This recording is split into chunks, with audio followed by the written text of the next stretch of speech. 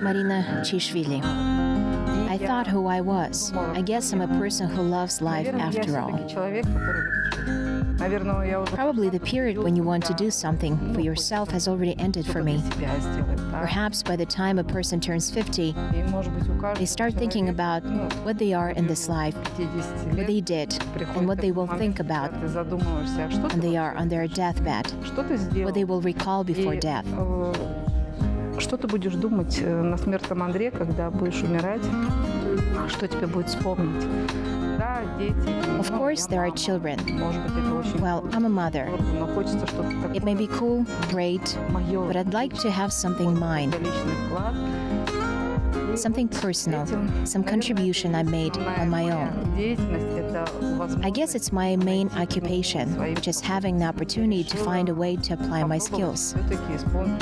I decided to try to make my son's dream come true. He dreamt of a foundation providing help to adults in Kazakhstan. I talked a lot about it with Amiram when he got ill. He was my eldest child.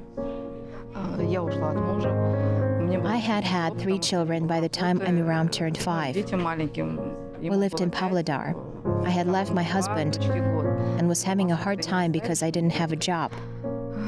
Well, I had some small children. One son was 5, another was 2, and a daughter was 1 year old. I couldn't leave them alone. It was very difficult in physical, moral, and material terms. Amiram was my mother's favorite grandson, her first grandson. She came to me and said she wanted him to live with her, so that at least one child could eat properly. I was very much against her decision. However, my mother was really powerful, so I couldn't stand my ground, and she took him. She took him and he lived with her for a year. I thought he understood why he spent a year with his grandmother. I was confident he did, although we didn't talk about it. Actually, all those years he thought that I had abandoned him. He told me about it himself. He said, "Mom, you know, I dreamt of it all my life and my dream came true, but at a cost." Actually, it happened like this. I spent 24 hours a day with him. It turned out that he couldn't undergo treatment in Almaty. If we had been in Almaty, of course my other children would have come, and I would have been with them. As it was impossible, I was only with him. Before his death, he told me, "Mom, my dream has come true. You made up for the year you'd spent away from me."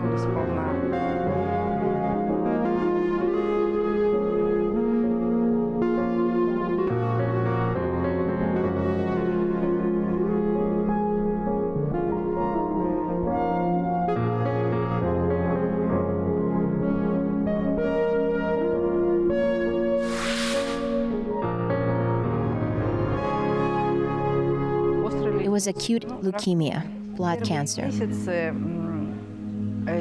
I suppose that he didn't take it seriously during first months. It was like a game for him, like something unimportant. It just so happened that the chemotherapy he got for half a year before transplantation was like being on an intravenous sugar solution drip. Both me and doctors were surprised at it. He was out of bed all the time. Он все переносил на ногах. Было ощущение, что ему вообще химиотерапию не делают. It seemed that he didn't get chemotherapy at all. The treatment took a lot of time. First, we didn't know that we would agree to transplantation, that we would decide to take a leap of faith.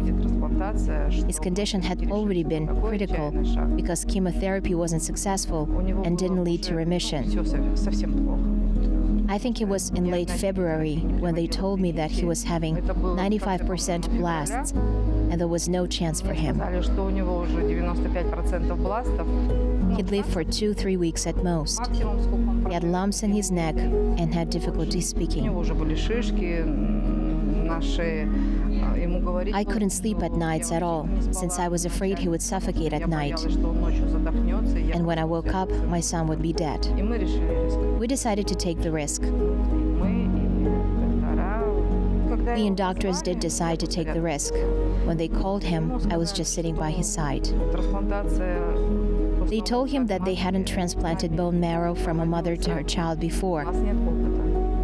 They didn't have experience and didn't know what would happen and what the result would be.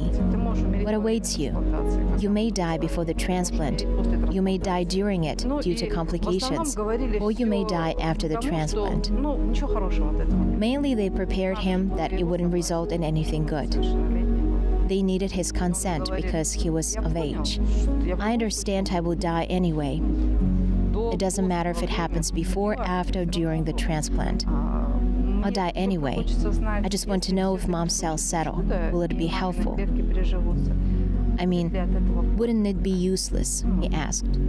It was answered that if a miracle happened, his mom's cells settled and the transplantation was successful, and the other guys in hospital would have a chance to survive. I heard what I wanted to. Later, I was told that he was in critical condition, and there really was no chance for him. They gave me, a mother, a horrible option for choosing.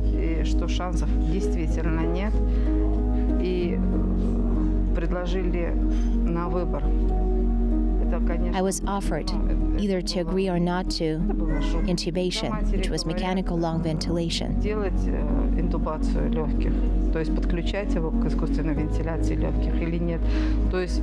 To put it simply, the question meant, how will your son die? Should he die in pain or being unconscious and not feeling pain?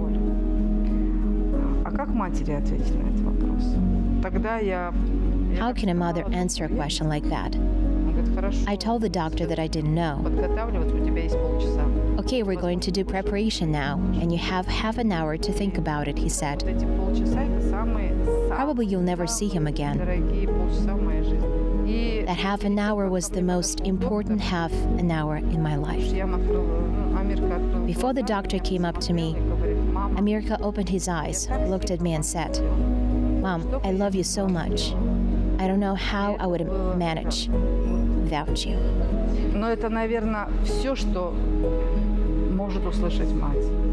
It was his words.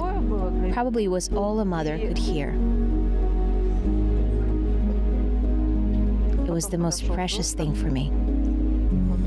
Then a doctor came up to me and put his hands on my shoulders.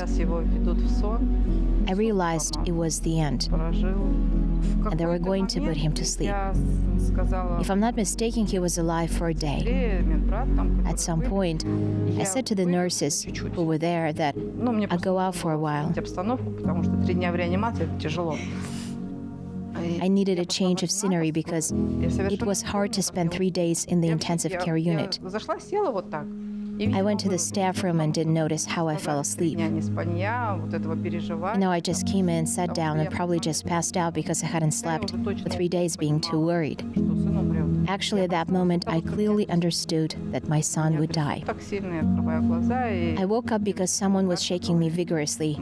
I opened my eyes and a young orderly said, "Marina, your son is in a critical condition. Can you go to him?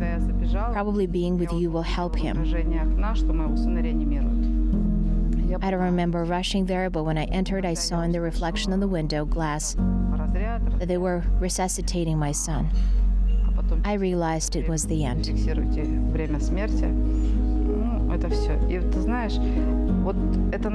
I heard shock delivery, and later they said, record time of death. Well, it was over. I think it was the only moment which was really hurtful. I couldn't understand it because I had spent 3 days by his side without leaving him for a moment. When I left him for only 20 minutes, my son died during those 20 minutes. I couldn't understand why it happened. Although my children arrived on time, unfortunately, none of them got a chance to see him. At that time, I didn't understand why they had arrived at night if they could have done it in the morning. However, he died in the morning. When I arrived home, we all just sat down and hugged each other. Some of us cried. Some kept silence.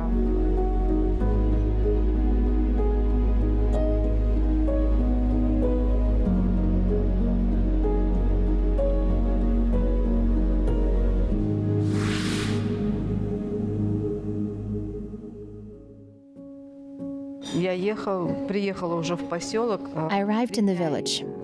пока прощание. People came to bid him a final farewell for 3 days, then the funeral took place. Вот я ходила по поселку, все же родное там, но я ж I wandered around the village because it was my home since I had lived there for a long time. а мне плохо. They were my neighbors, friends in the flat where I lived. Я понимаю, что мне I felt awful.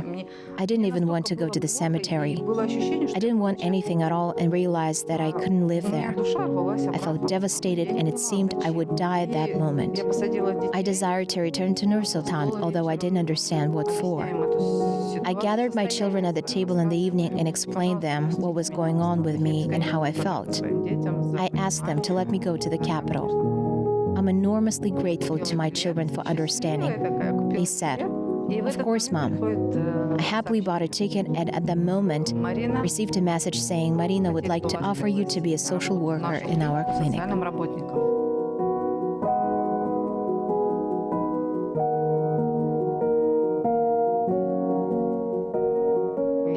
I entered the department, saw my doctors, and nearly cried with happiness. You know, I think it was because I lived feeling gratitude for the whole year. I felt grateful to those people who had done their best to save my son. I was grateful to my son because he had shown me how you could live.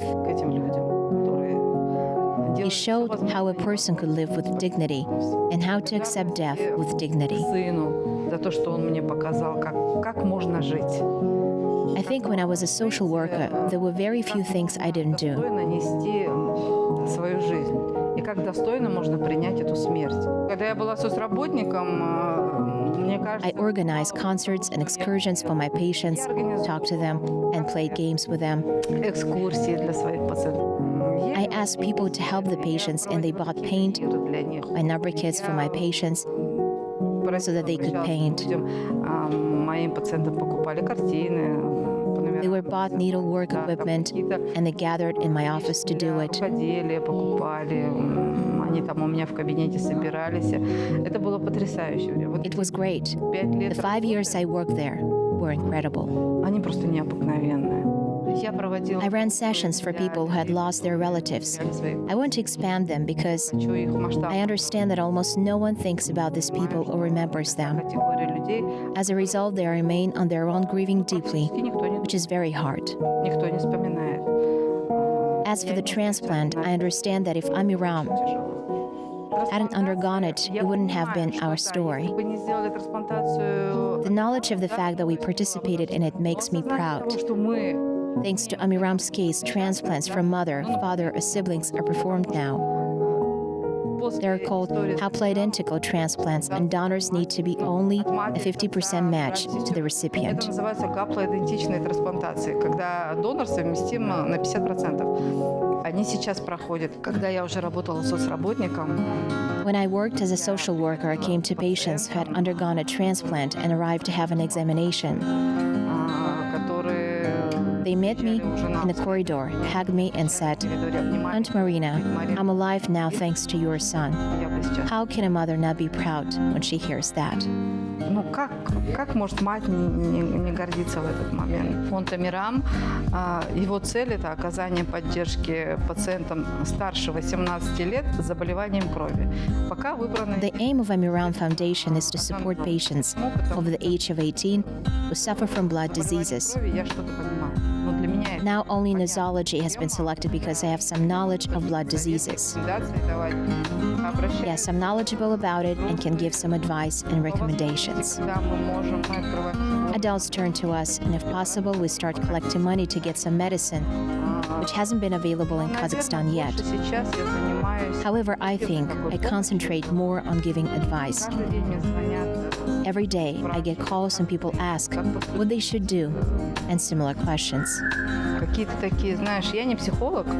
You know, although I'm not a psychologist, Своего опыта, что я знала, что я I have experience, I saw and knew it, and thanks to it, каким-то образом I can help others. помогаю.